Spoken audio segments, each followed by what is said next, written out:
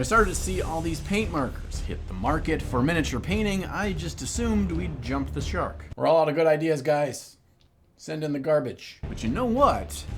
And I hate to say this, I might have been wrong.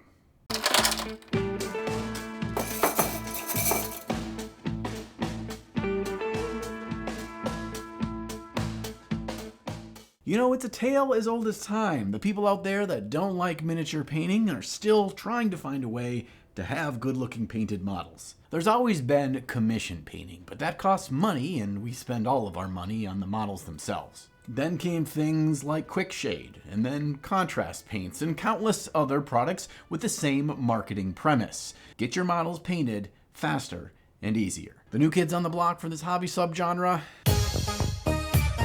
Markers. It seems like everyone's gotten the memo as more and more miniature painting companies are entering the Coliseum of Crayola, and as pessimistic as I am about how this is going to turn out today, I have purchased 3 different brands of hobby markers, and we are going to test them out to determine if they are worth your dollars. The first on the docket are the AK Interactive Real Color Markers. Now these come in a 34 paint pen set, and they're about $100 US, which seems like a lot of money, but if you think about how much 34 paint pots cost you, it's not outlandish. The paints don't actually tell you the volume of ink inside them, but it's safe to say that they are significantly less than the equally priced bottle of AK Interactive 3rd Gen paint. Now the tips on these markers are actually fairly sharp, and they allow me to work around the details fairly easily. But where they do fall short, and I fear all of these markers are going to fall short, is their ability to reach the hard to reach areas.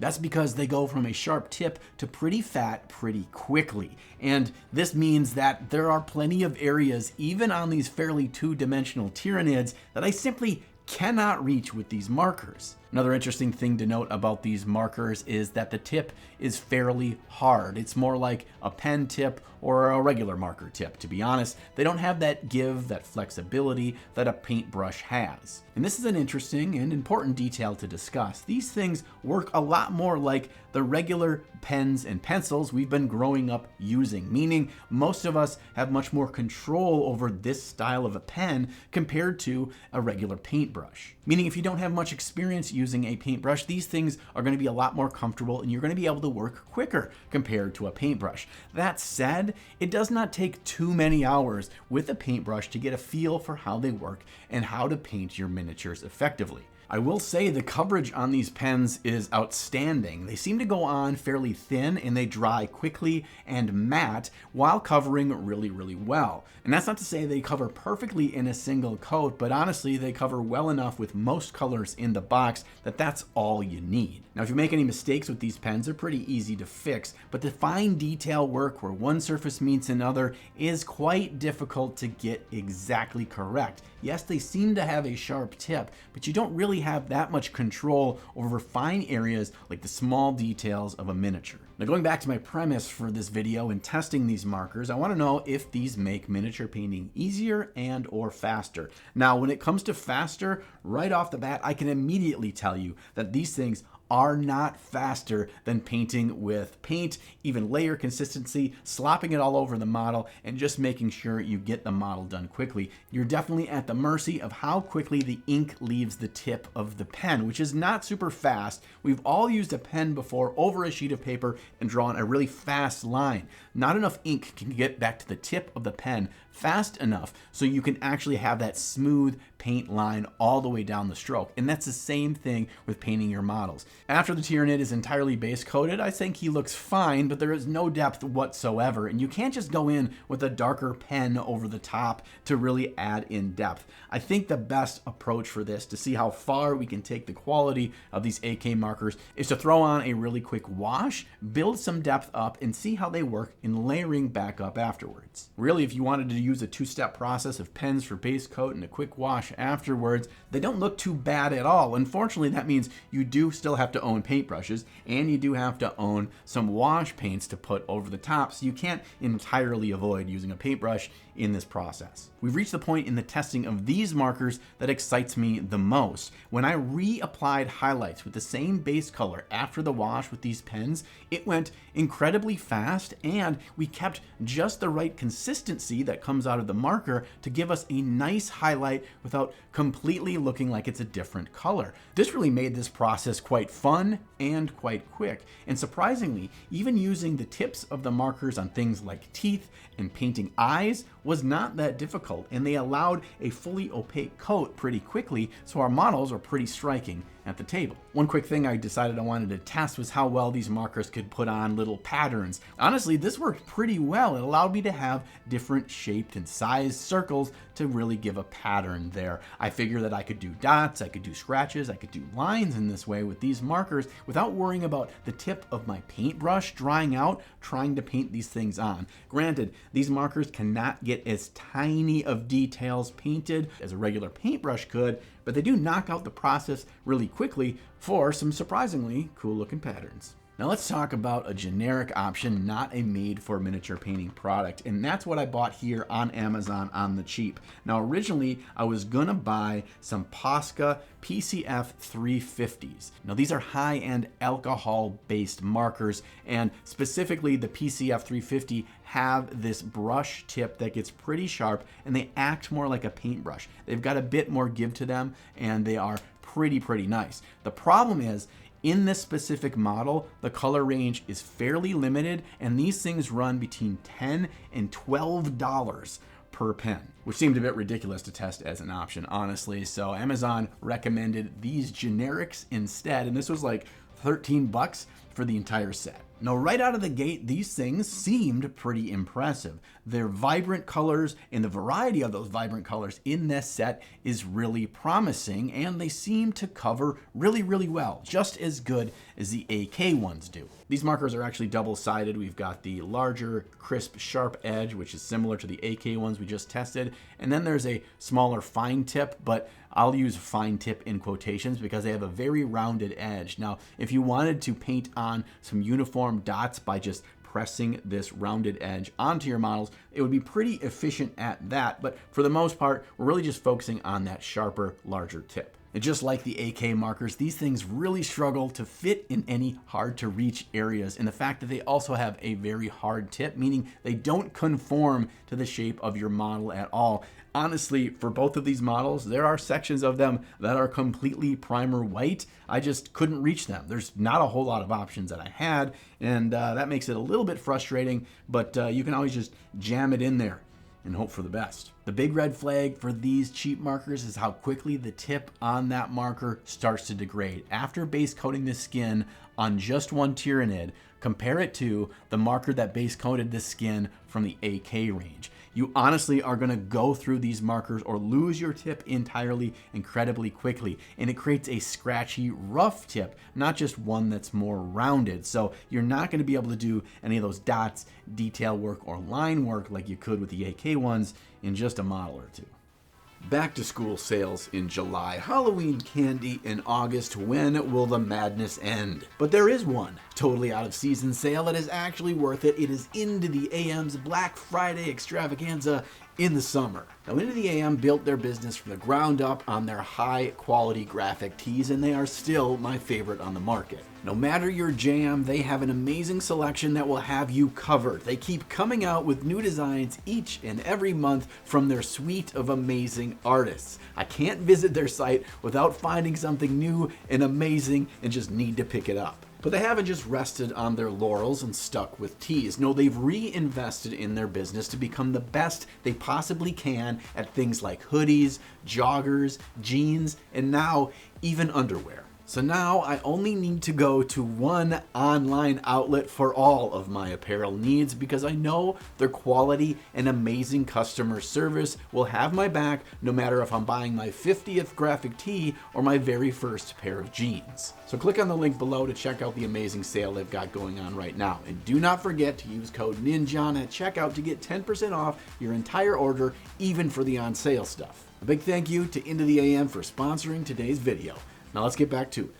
I'm going to do the same wash step on these to get some depth on these models, and it feels a bit like this wash is reactivating the markers a bit. It still seems to work somewhat, but there's a bit of some weirdness going on here that we may have to test some more later. That just doesn't look as good with the washes on these compared to our first set of markers, but honestly they still look just fine, especially for the price. When I went back with the highlight step, these did not pop nearly as much as the AK markers did. It just seems like they're not as potent or as pigment rich as the more expensive markers. It still looks fine though, honestly better than I thought it would with a box of 30 markers for 12 bucks. It's certainly easier, more approachable for painting miniatures as opposed to a paintbrush and miniature paints. Might be a great way to introduce kids into miniature painting, or if you just are traveling or something and don't want to bring paints and brushes. But honestly, you're not saving any time here. Base coating with regular miniature paints and a cheap synthetic paintbrush will get the base coating, and then the wash is done faster than these markers are able to achieve, because it's so difficult getting into those hard to reach areas and slowly making sure that you're covering everything instead of just slopping the paintbrush around. The third and final markers I'm going to test are a horse of a different color. These are the Army Painter Speed Paint markers, and these are going to work differently than the previous two, which you can tell right off the bat with the instructions showing you how to load the marker itself so the ink flows down into the tip. And the problem is you're actually having to mash your sharp tip into the cap of the marker in order to get this to flow down. So from the very first time you touch your marker to your model, you are going to have a smushy, non-sharp tip. Now the good thing is the set actually comes with a bunch of replacement tips, and they're easy enough to pull off and actually are double-sided. You could swap to a new sharper side. Once both sides are beat up, you can put in a replacement tip. So it's nice that they thought of that. And these won't actually tell you how many milliliters are in each marker. It is 6 milliliters. Now let's compare that to the Army Painter paints in a bottle. Looks like 18 milliliters. So you're getting 3 times as much speed paint in the bottle as you are in the pen. Now, these things aren't out as of the recording of this video in stores just yet, but from what I can tell, they're going to be between $5 and $6 a pen. You might save a bit of money if you buy the 10 paint set or larger sets, but really you're paying more for a third of as much paints, if that matters for you. Honestly, it doesn't bother me that much that you're paying more for 3 times less speed paint, because you're paying for the convenience, for the packaging, for the distribution method of speed paint. One thing that these speed paint markers do really, really well is allow you to blend directly on the model. I was a little bit bored of just painting everything one color, so I uncapped 2 different colors and I put one color on, and then I blended in another color with the other pen. This works really, really well because speed paint dries pretty slowly. So it gives you an opportunity to move in your second color into the edge of your first color, and then swish your marker tip back into where you started, and you blend the 2 colors together naturally. This is actually a really good way to learn how wet blending directly on the model works, because honestly, I'm doing the same thing here as I do with a paintbrush. It's just that I don't have to worry about the paint on the tip of the brush drying, because the marker tip will keep that paint right there for me, and I can just go back and forth between 2 markers. Now, one thing you may worry about is contaminating, getting too much of the blue into the tip of your red marker. But honestly, that didn't really happen at all. It's just on the very edge, and as you blend, that little bit of blue on the tip of the red marker is the first thing that gets washed out, and so soon the tip of your marker is just pure red. Like I said, these speed paint markers do work similarly to regular speed paint, but you do lose some of the control you have when you use a paintbrush. And by that, I mean you actually can dilute speed paint before you apply it to a model. Maybe you want it a little bit thinner. Maybe you want to flood one area to make sure that you get all of the recesses and darker areas all filled with that dark color, and you can always come back and soak some of that excess paint up yourself if you want to. You really don't have that option here. These markers are much more binary. They either send out the ink or they don't. Yes, you are paying more for the convenience, but there is some value to these, and they are really fun to use. The other great thing is, I don't need a wash after this step. I have these things looking much better than the first step did for the AK markers or the cheapo Amazon markers. But I want to see if we can actually paint this Tyranid 100% with markers and how well he looks. So I decided to go back to the AK markers to do what they did best, which was the highlighting after the wash step. I just touched certain edges. I made sure certain bits were more pronounced with whatever color I ever found in the set that seemed like it was a close fit. This really worked well. Even doing teeth and eyes and the fun edge highlights on the carapace that really boosted up the vibrance was simple, was quick, and it looks pretty damn good. Honestly, this is a cool looking model. I am impressed. I did not think this thing would look this good, and it didn't require any level of technique or understanding from me, other than when you're doing that highlighting step, you have to be very careful about just using the tip of the marker. You have to be very precise because this ink will flood over and it will create big splotches that you're not going to be able to easily fix afterwards. You've got one shot at it, but as long as you're practicing over an entire squad of models, you'll get pretty good with these markers surprisingly quick. One final test that I wanted to do with all of these markers, and this time including the Posca marker, was to test out their metallics because all of these have metallics in their range. So I grabbed a model, I painted different sections with different metallics from each range. The thing that I noticed is that the Posca markers are extremely intense, extremely opaque, and really nice and shiny. This was impressive, but so was the silver from the Army Painter Speed Paint Metallics. As you may or may not know, I am a huge fan of the metallics from the Army Painter Speed Paint range, and this is the exact formula, so they worked great. The Posca markers I thought were really interesting because if you just bought one silver and one gold of these more expensive markers just to use for metallics, it's actually really a good investment. The bad news, the cheap Amazon markers, these things reactivated like mad when I put a wash over the top of them. Do note that every one of these colors was fully dried and hit with an air dryer before the wash step, and nobody else had any problems reactivating except for these cheap ones. So a little bit of warning, they may be good for just your edge highlights at the end, and they're cheap, so they're good for somebody that doesn't want to spend a lot of money, but they are going to reactivate if you put a wash on top. All right, on to my final thoughts. Now that we've tested the metallics, we've tested a model in each of the different marker sets. Honestly, this is kind of fun because it was unique. It was something I haven't tried before, and the results were better than I had expected. If I were to take a look at these and then take a look at the prices of these products, I would say I still think it's a better use of your hobby dollar to just invest in miniature paints and learn how to use the paintbrush as a tool to the best of your abilities. That's actually in the long run probably going to be cheaper and much more versatile, flexible, and the ability to grow with you as a painter much more than these markers are. That said, the Army Painter Speed Paint Tyranid that was highlighted with the AK interactive markers, making this an entirely marker painted model, turned out worlds better than I thought it was going to. And if you just are really opposed to paint at all, this system looks pretty damn well, and I kind of dig it, and I understand, especially if you're traveling,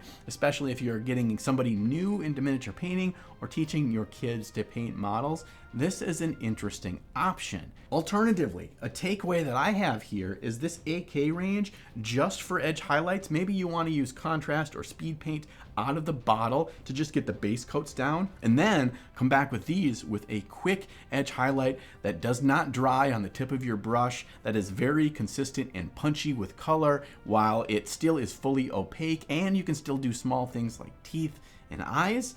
These are actually pretty legit and could aid you in speeding up the paint process as well as making it easier. I do think if you're not a fan of the painting side of this hobby and you just want to have cool looking models but don't want to become an expert at painting, these are worth a consideration. If it makes you happy, if it makes you feel more proud of your models, then this set of products is definitely viable. A massive thank you for hanging out with me today. I truly appreciate every one of your views, your comments, your subscriptions to the channel. It means the world to me. It helps me continue to put out these videos and helps other hobbyists find us over here. A super huge thank you to my patrons as well. It's because of you I'm able to do this full time. I'm able to purchase marker sets like these to test out and do other fun videos.